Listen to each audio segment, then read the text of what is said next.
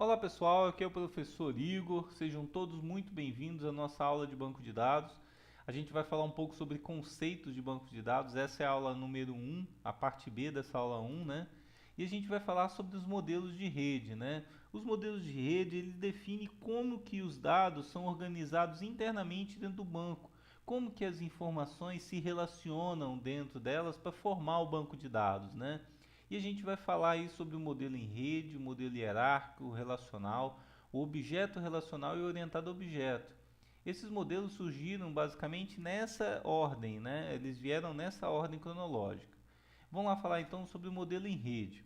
O modelo em rede é uma coleção de dados, né, conectados por meio de ponteiros. Como a gente pode ver, a gente tem aqui o Reinaldo Antunes, né? Ele está conectado à sua conta por meio de um apontador. Apontador é uma disciplina, né? A gente vai ver isso, é um tema de uma disciplina de programação que a gente não interessa nesse momento, mas o que a gente tem que entender é que esse dado aqui está apontando para essa conta. Por exemplo, o nome Marcela Souto aqui, que é o cadastro de uma pessoa, ela tem duas contas, que seria a conta 385 e a conta 1447. Esses dados eles são todos relacionados por meio de ponteiros, né, formando o que parece ser uma rede, por isso que dá o nome de modelo em rede. Bem, o modelo hierárquico, né, ele é idêntico ao anterior com relação aos ponteiros, mas só que ele é disposto em forma de árvore e possui algumas regras que devem ser seguidas. Por exemplo, o registro raiz é sempre o primeiro, esse registro aqui, né? Esse registro raiz é sempre o primeiro e dá origem aos demais registros. Eles são associados ao nível inferior e nunca ao mesmo nível. O que isso quer dizer? Por exemplo, o Reinaldo Antunes aqui, ele está associado a um dado aqui abaixo, certo? Ele nunca poderia ser associado a um dado aqui no mesmo nível dele. Isso daqui é errado nesse modelo, né? Cada nível comporta somente um tipo de registro, gente. Isso daqui quer dizer o quê? Cada nível desse daqui, ó, que a gente está vendo, por exemplo, que eu estou selecionando aqui, e esse outro nível aqui, ele vai conter um tipo de registro. Como a gente pode ver, a primeira seleção que eu fiz aqui, ela comporta os cadastros das pessoas. E aqui eu tenho um cadastro das contas. Então eu sempre vou ter o mesmo tipo em cada um desses níveis. Um registro do nível inferior pode estar associado a somente um registro do nível superior.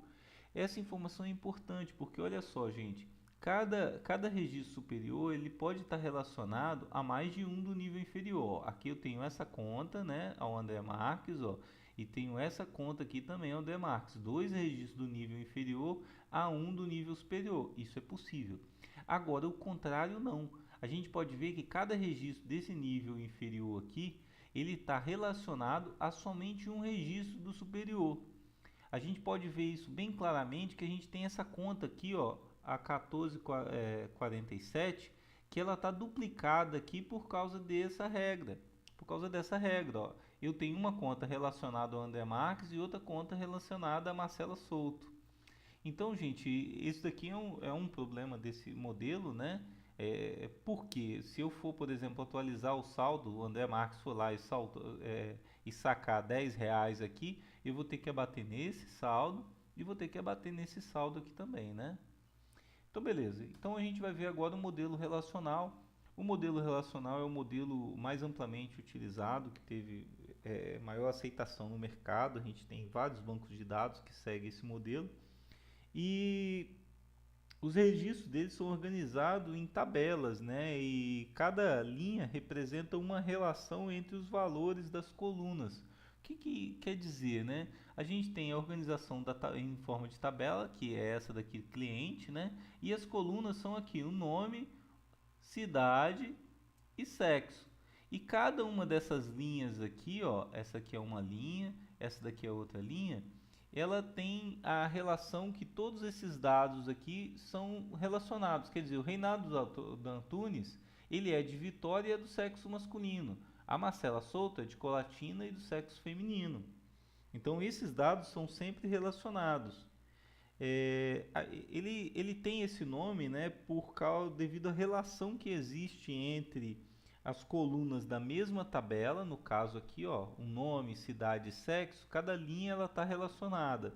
Então é uma relação.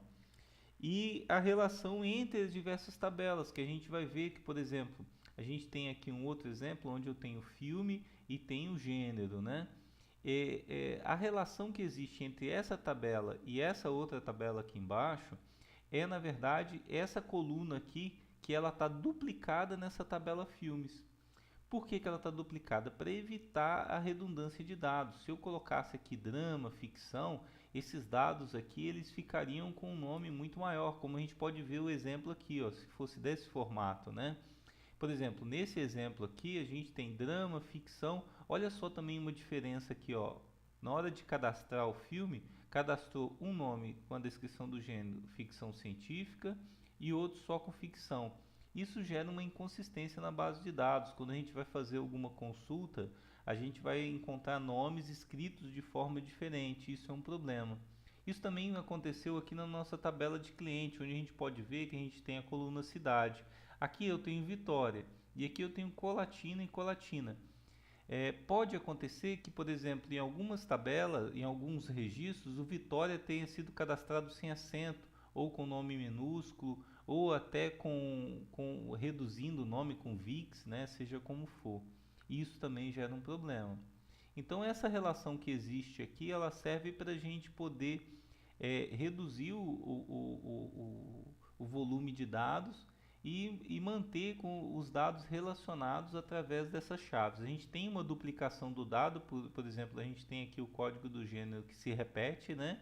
Mas só que o número de dados que eu evito de colocar duplicados aqui pode ser muito grande conforme o número de colunas que eu tiver nessa tabela aqui, tá? Quanto mais colunas aqui, mais eu vou economizar de espaço que estaria duplicado aqui nessa tabela. O relacionamento, então, nesse modelo não é feito por ponteiro, tá? Isso daqui não é um ponteiro. A relação que existe é em relação a essa coluna e essa coluna aqui, né?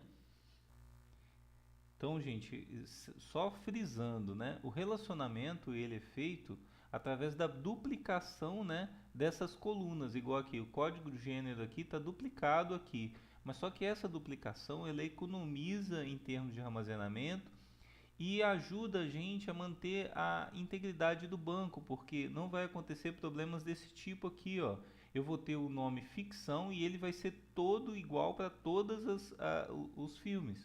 Eu não vou ter problema de ter um nome ficção científica escrito em um filme, outro ficção, outro de outra forma que seja escrita, né? Com essa relação sendo feita dessa forma, a gente tem um problema que o banco de dados a gente tem que respeitar, que é o problema de integridade referencial. A integridade referencial, ela diz que, por exemplo, se eu tenho aqui código do gênero nessa tabela aqui, se eu for cadastrar um código do gênero aqui, ele deve existir nessa tabela. Por exemplo, eu não posso cadastrar um código do gênero aqui que não exista nessa tabela gênero, senão eu vou ter, o banco de dados vai me responder com uma mensagem de erro, né?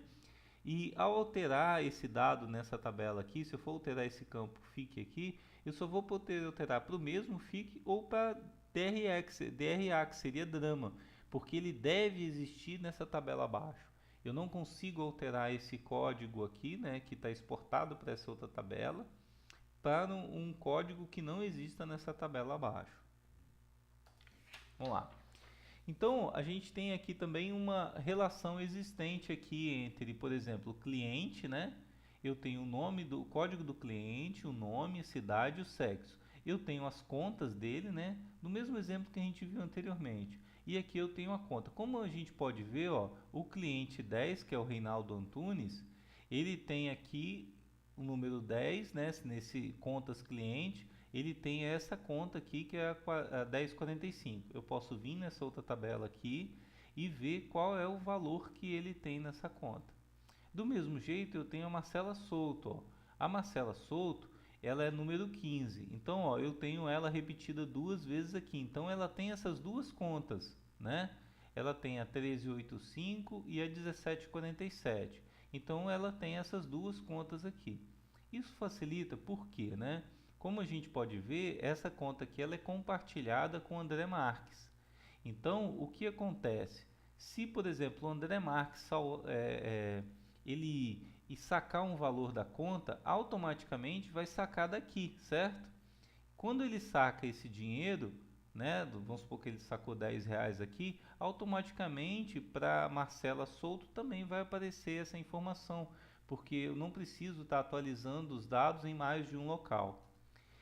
A gente poderia também tá tendo, por exemplo, uma conta cliente sem essa tabela aqui, mas só que a gente teria o problema. Tá vendo que se eu colocar esse saldo aqui para cá, para dentro dessa tabela, eu vou ficar igual essa tabela aqui, da mesma forma.